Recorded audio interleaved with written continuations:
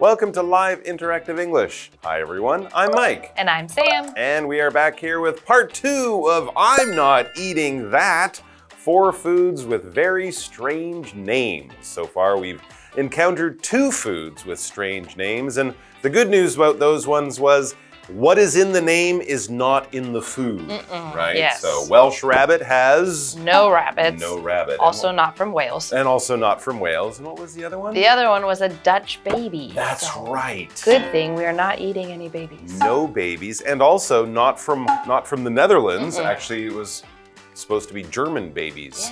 Yes. Also kind of strange. But yes, anyways, there are a lot of foods out there, and I think we can agree that when we read the description of Welsh rabbit, which is just toasted cheese and toast, and the Dutch babies, which is kind of a nice pancake that you make, they're quite delicious. Yes, they both sound good. really good compared to their names. And Exactly. there are, of course, there are many types of foods and things like that that have this kind of problem where they're named something that they don't really match. Definitely. And one thing I can remember from when I was a kid that we used to eat around Halloween time was called dirt and worms. And dirt and worms? Yes, and that was a very popular dessert when I was a kid. So you're not just in the garden just eating dirt and worms from where you're growing your flowers. Yeah. I mean, yeah, you take your bucket out, you'd scoop it come up. on, you're not doing that. No, of course not. But what it is actually super delicious. Yeah. It's a cup of pudding, usually either vanilla or chocolate. Okay. And then you put crushed Oreos on top, so it looks like dirt. And then you stick gummy worms in it. Oh, okay. So you are actually eating worms, just candy gummy worms. Yes. That sounds pretty good. There are also foods with kind of funny names, but when then you find out what the food is, you think, well, that's a pretty normal food. Why did they give it a funny name? I'm thinking of Bubble and Squeak. Bubble and Squeak. Bubble and Squeak, isn't that a nice name? That's a very funny name. You might think it's kind of fun, maybe a nice sweet dessert, something kids would love. It's cabbage and potatoes. You just cook some cabbage potatoes together. I don't know why. Maybe the cabbage squeaks when you bite into it. I'm not sure. But anyways, it sounds like a lot more fun than what it actually is. Yes, that does. It's okay. It's just got a great name. So let's find out about the 2 other foods we will be learning about today. They have interesting names, and we're not sure you're going to want to eat them, but they're definitely worth knowing. So next time you see it on a menu, you will know what to do. Let's get into it.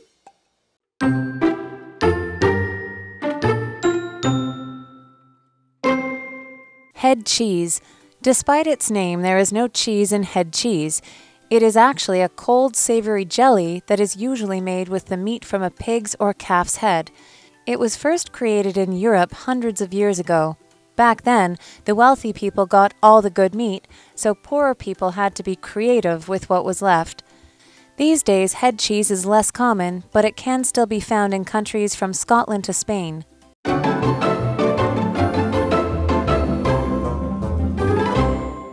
Okay, so let's go ahead and get into part 2. I'm not eating that. 4 foods with very strange names. So the first one that we have is head cheese. Ooh, that does not sound good to me at all. So if we read, it says, despite its name, there is no cheese in head cheese. Okay, well. So it's just head? I know, I was going to say, so is there any, I don't know, this does not sound good. Brain and skull. I'd like some cheese with my brain and skull, please. So that is interesting. What is head cheese then? I don't know, but it's, we look at our article and it says, it is actually a cold, savory jelly. Savory meaning the opposite of sweet. So this is more of a salty dish. Savory jelly that is usually made with the meat from a pig's or calf's head. So there is head in head cheese. Okay. So you take the head of the animal, you boil it until all the meat falls off, and then you make that into head cheese. Interesting. All right. I don't know. I might try a bite of that, but I would not want to have a full meal of head cheese. Where did this interesting food come from? It was first created in Europe hundreds of years ago. Of course, back then, people needed to make as much food out of the things that they had as possible, so they would do things like boil the head of the animal after eating the other parts. And it says there back then the wealthy people got all the good meat. So poorer people had to be creative with what was left. That makes sense. I feel a lot of interesting dishes come from we didn't have anything else, so we needed to make do with what we had. Yeah, absolutely. Here in Taiwan, I've had both pig ear and chicken feet. And those are things that you might throw away in other parts of the world. But, you know, if you're not wealthy, that's good eating. That's good food. Don't waste it.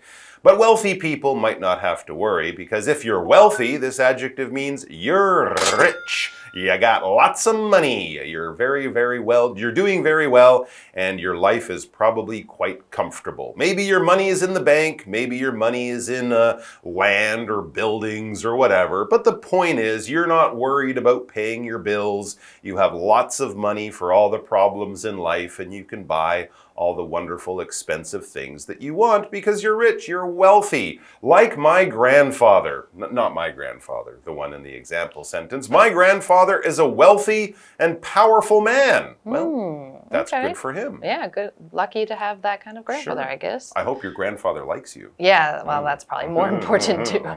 So as we saw, if the people who were not wealthy, the poorer people during this time, they had to be more creative with their meals.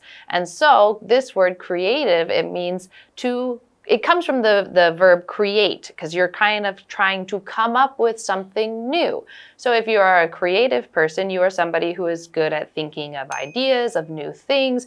Maybe you're good at crafting things. Maybe you're good at painting or music or all this kind of stuff that comes from the idea of you are creating something. You are coming up with something. Creative people might make, like I said, they might make music, they might write stories, they might make movies, they might just be good in business because they can think of different ways to solve problems. So having creativity is a very good idea to have and to work on, right? And so our example sentence says, George is very creative. He loves writing stories and making music. Okay, so he's an artist of some kind. But as you said, you can have creative business people, creative engineers can come up with new machines and things like that. They're just using their imagination and thinking of things that have not been made before. Back to head cheese, kind of creative. I think they should get a more creative name for it. Yeah. So I don't know if you're getting any fans by calling it head cheese. No. The cheese people will be disappointed, and the head people will probably not eat it either. Anyways, these days, head cheese is less common, but it can still be found in countries from Scotland to Spain. And I think often if you take that, the material, the meat and the jelly, and then you kind of grind it up more, you can make things like pâté. Oh, right? okay. Which might be a little nicer. It's kind of a meat spread. Head cheese is just chunky pâté. I guess you can think of it that way. Be brave, try some, but yes, again, maybe not order an entire meal of head cheese until you know you like it. Let's take a quick break, and then we'll be back with more weird food.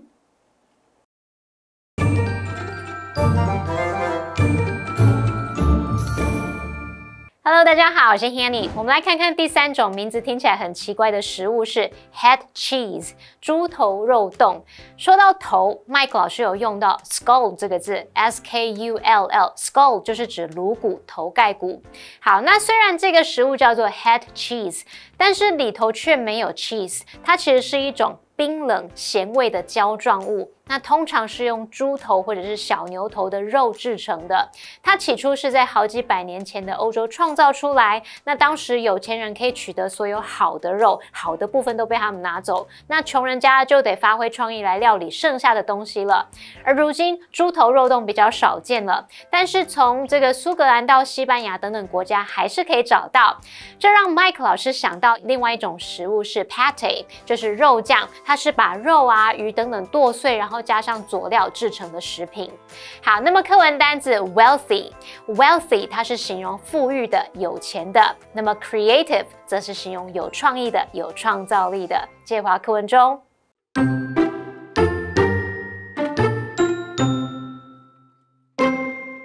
Ants on a log. Ants on a log isn't as scary as it sounds.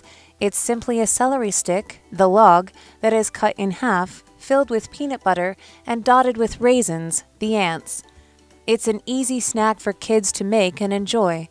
Plus, there are lots of ways to change it, like switching the raisins for other dried fruits, nuts, or chocolate chips. So, when you're feeling hungry, why not fill up on some ants or babies? Don't tell anybody, though, as they might think you've gone crazy.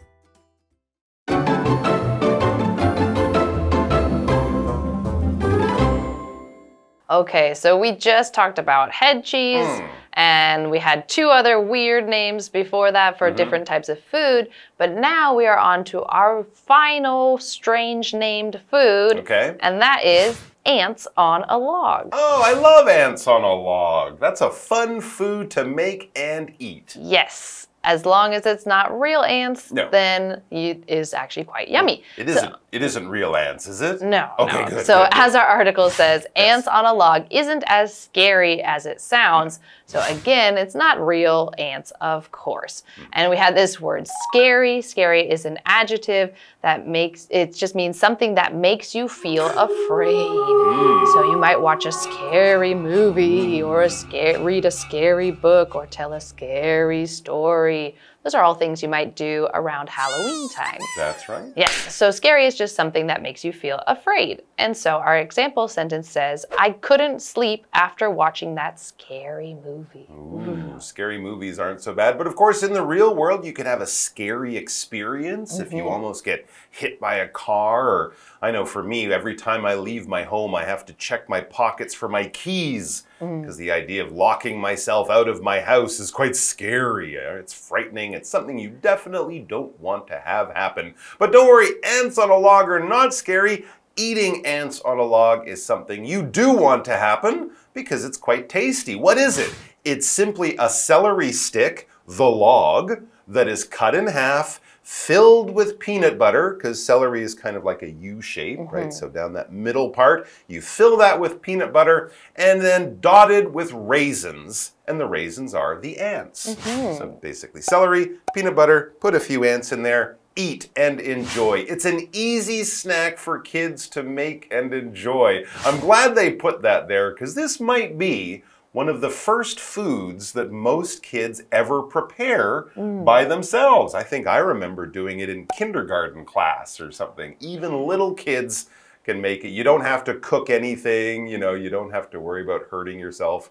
And it's a very fun and easy thing to make and then eat. Plus, it says there are lots of ways to change it.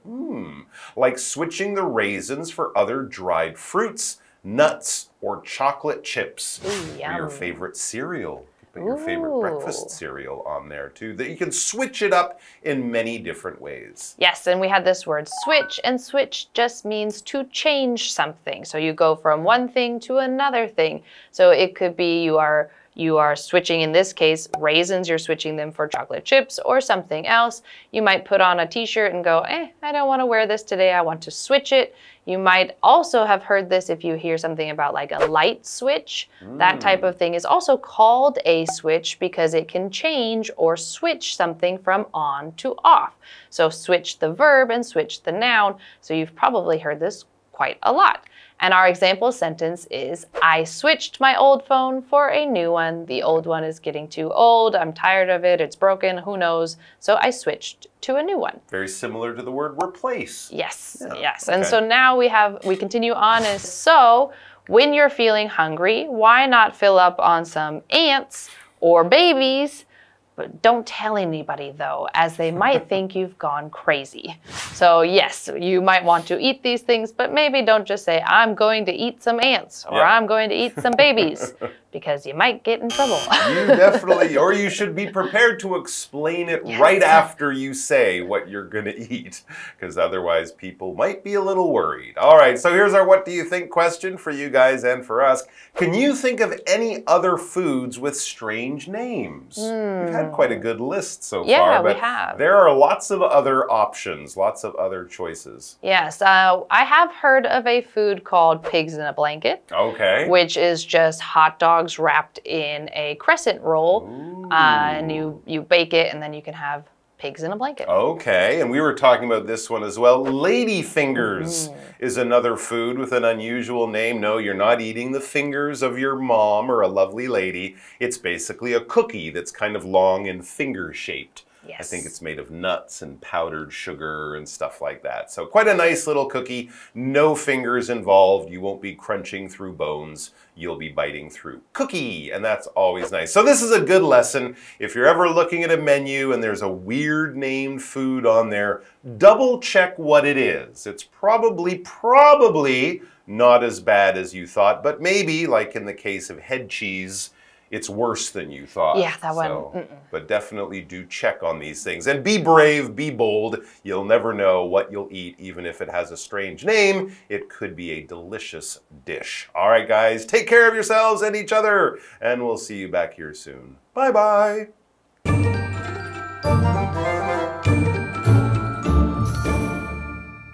最后要介绍的食物是 ants on a log， 原木上的蚂蚁。它并不像听起来那么可怕，其实就只是一根切半的芹菜条，然后里面填满了花生酱，再撒上葡萄干来点缀。所以呢，原木就是指芹菜。蚂蚁就是指葡萄干，那这对孩子来说是一道容易做又好吃的零食。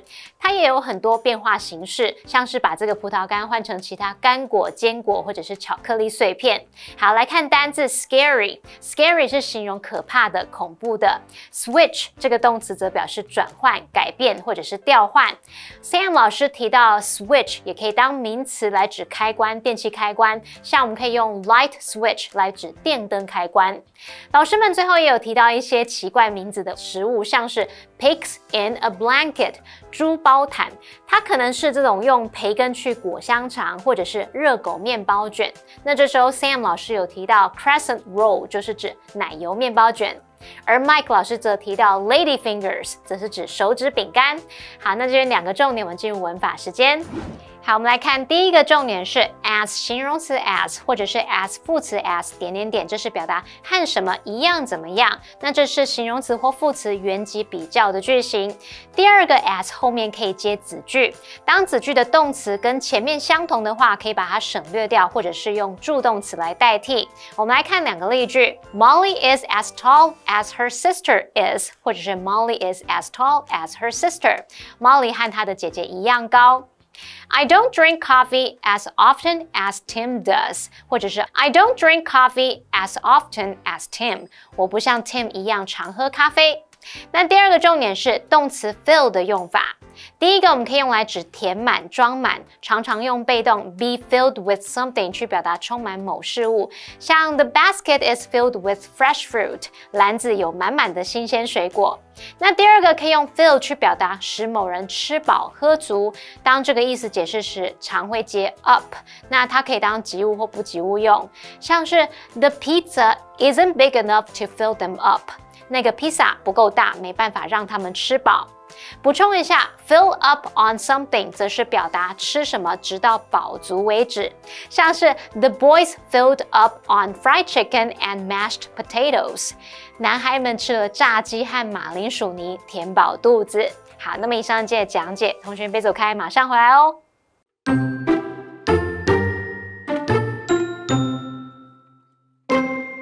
Head cheese. Despite its name, there is no cheese in head cheese. It is actually a cold, savory jelly that is usually made with the meat from a pig's or calf's head. It was first created in Europe hundreds of years ago. Back then, the wealthy people got all the good meat, so poorer people had to be creative with what was left. These days, head cheese is less common, but it can still be found in countries from Scotland to Spain. Ants on a log. Ants on a log isn't as scary as it sounds. It's simply a celery stick, the log, that is cut in half, filled with peanut butter, and dotted with raisins, the ants. It's an easy snack for kids to make and enjoy. Plus, there are lots of ways to change it, like switching the raisins for other dried fruits, nuts, or chocolate chips. So, when you're feeling hungry, why not fill up on some ants or babies? Don't tell anybody though, as they might think you've gone crazy.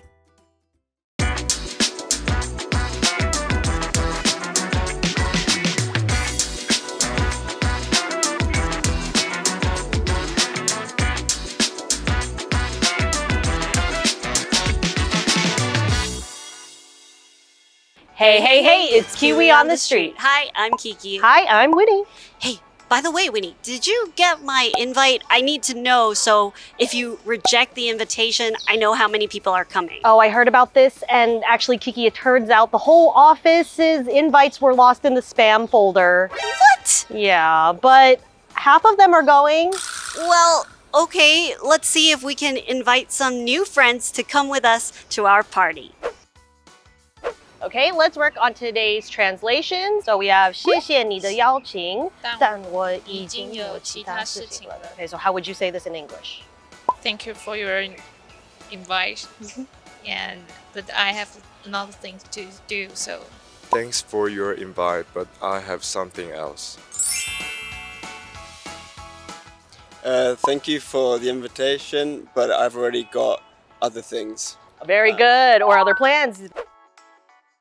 Next one. 抱歉，也许下一次吧。谢谢你想到我。